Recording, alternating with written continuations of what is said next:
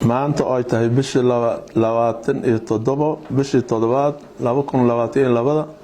shirkan jaraa'id aan maanta qabanay wuxuu ku saabsan yahay dhacdadii ka dhacday iyo weerarkii lagu soo qaaday Yeed iyo Aato oo ay ku soo qaadeen nimankii argagixisada ahaa oo asbuucan gudihiisa ay ku soo qaadeen arintaas aan maanta ka tacsiyeenayna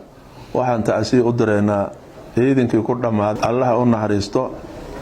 iyo dadkii ku dhaawacmay arintaas yaan tacsiye u direynaa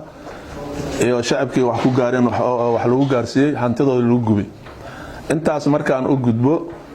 dadkaas argagixisada soo weerartay gobolka Boqol gaar ahaan labadaas meelood aan soo sheegay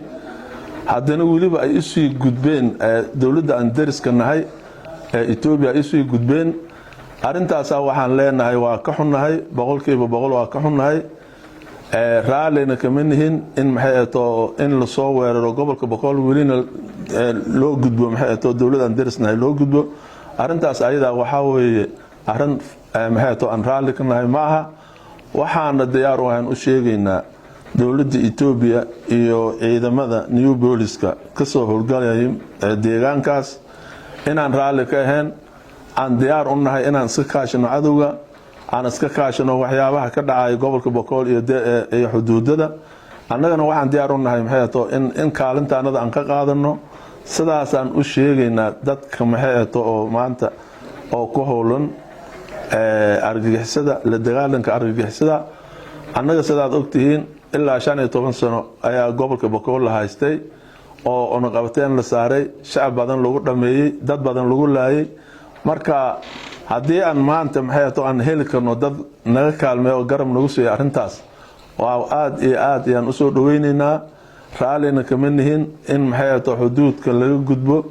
oo intii la soo weeraro xuduudka laga gudbo oo la weeraro dawladda Ethiopia la weeraro gaar ahaan kilanka shanaad la weeraro anagu raali kama nihin waxaana diyaar u nahay annaga iyo shacabka annaga iyo mas'uuliyiinta annaga kulligood